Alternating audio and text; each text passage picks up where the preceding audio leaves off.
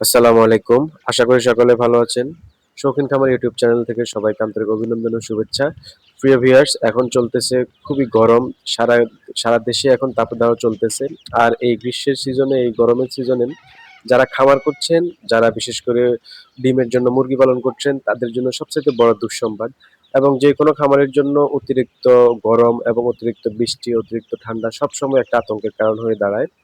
তো প্রিয় ভিউয়ার্স, আজকে আমরা দেখব বা জানবো কিভাবে আপনি প্রাকৃতিক পদ্ধতিতে আপনার মুরগির খামার বা ডিম পাড়া মুরগির খামার অথবা আপনার অন্যান্য খামার গরম থেকে রক্ষা পেতে পারেন এবং মোটামুটি মুরগিগুলো সুস্থ থাকতে পারে, সেজন্য আজকে আমরা আলোচনা করব।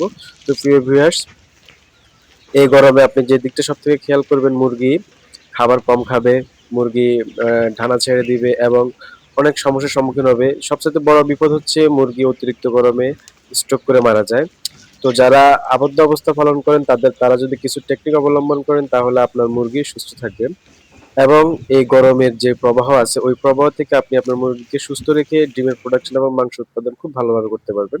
তো যারা বাড়ির আশেপাশে লেবু গাছ আছে অথবা লেবু আছে, অন্তত চেষ্টা করবেন দুপুরবেলা একটা বা দুটা লেবু কেটে ওটার রস দিয়ে সাধারণত আপনি পানি শরবতের মতো করে একটু গুড় দিয়ে শরবতের মতো করে ঠান্ডা পানি খাইতে দিবেন প্রত্যেকদিন দুপুরবেলায়, সকাল ১০টা এবং বিকেল ২-৩ বেলা আপনি যদি লেবুর পানি খাওয়ান তাহলে আপনার মুরগির তেমন কোনো সমস্যা হওয়ার সম্ভাবনা নাই।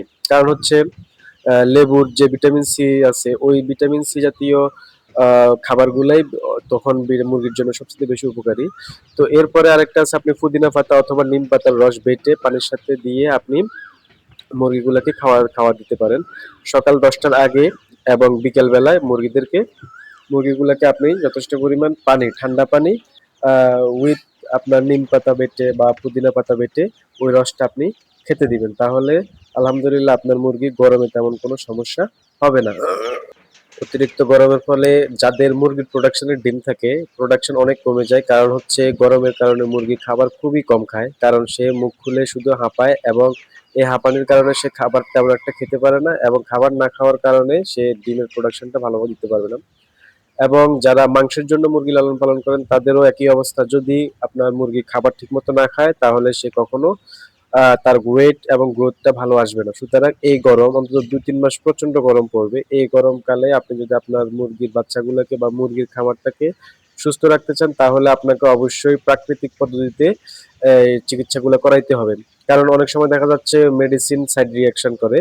তো সেজন্য মেডিসিন ছাড়াও আপনি যদি প্রাকৃতিক কিছু বিষয় অবলম্বন করতে পারেন তাহলে আপনি মুরগির খামার করে অবশ্যই এই গ্রীষ্মের সময়টা পার করতে পারবেন। তো প্রিয় ভিউয়ার্স, অতিরিক্ত গরম যেদিন পড়বে আপনারা চেষ্টা করবেন যে পাটের বস্তা দিয়ে আপনার মুরগির ঘরের চালের উপর পাটের বস্তা বিছাই দিতে এবং কিছুক্ষণ পর পর ওই পাটের বস্তাগুলো আপনি পানি দিয়ে ভিজিয়ে দিবেন।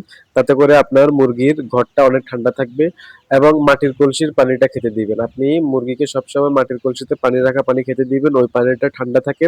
আর এই সময় মুরগির কলেরা হওয়ার, পাতলা পায়খানা হওয়ার সম্ভাবনা খুবই বেশি থাকে। সুতরাং এই সময়টাতে কোনো প্রকারে বাসি খাবার অথবা বাসি পানি অথবা আপনার পচা জাতীয় কোনো খাবার যাতে না খেতে পারে সেদিকে খেয়াল রাখতে হবে। তো অন্তত ৩-৪ বার পানি পরিবর্তন করে দিতে হবে। কোনোভাবে গরম পানি দেওয়া যাবে না। আর পানিটা গরম হয়ে গেছে কিনা সে বিষয়টা খেয়াল রাখতে হবে। আপনি এই সময় পানি দিবেন পরিষ্কার, পাত্রগুলো ঘন ঘন ধুয়ে দিতে হবে। বলা যায় না যে কোনো সময় আপনার সংক্রমণ আক্রমণ করতে পারে। এবং লিটার ব্যবস্থাটা আপনি এই সময় যথেষ্ট পরিমাণ ভালো রাখতে হবে। এই সময় লিটারটা দুর্গন্ধ ছড়ায়, ভ্যাপসা একটা গন্ধ ছড়ায়।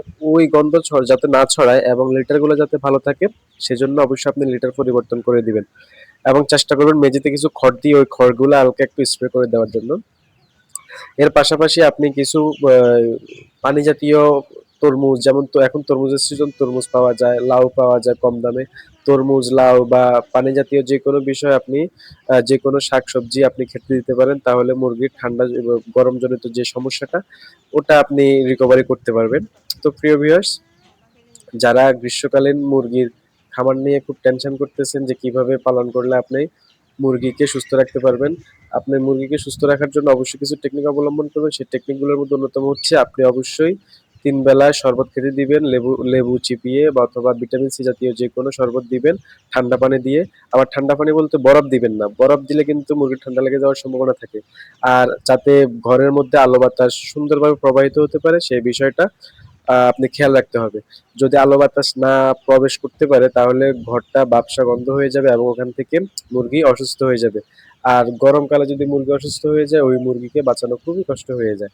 আপনারা যারা গ্রীষ্মকালে মুরগি পালন করতেছেন অবশ্যই এই বিষয়গুলো সতর্ক থাকবেন। অতিরিক্ত গরমে কিন্তু মুরগির স্ট্রোকের প্রবণতাটা অনেক বেশি। আপনি ঘরটা ঠান্ডা রাখার জন্য চেষ্টা করবেন ঘরের চালের উপর সবসময় পানি ছিটিয়ে দেওয়ার জন্য।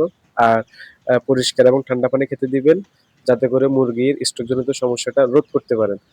তো খামার বিষয়ক অন্যান্য কিছু আলোচনা এবং যেকোনো সমস্যার সমাধানের জন্য অবশ্যই চ্যানেলটা সাবস্ক্রাইব করে দিবেন এবং ভবিষ্যতে আপনার যদি খামার বিষয়ক কোনো সমস্যা হয় সমাধানের জন্য আমি অবশ্যই আপনাদের সাথে আছি। তো প্রিয় ভিউয়ার্স যাদের দেশি মুরগির বাচ্চা এবং বিভিন্ন মুরগির বাচ্চা লাগবে অবশ্যই আমার সাথে যোগাযোগ করবেন। নোয়াখালীতে, কুমিল্লাতে, চট্টগ্রাম, ফেনী, লক্ষ্মীপুর এইসব জায়গাতে হোম ডেলিভারি দেওয়া হয়।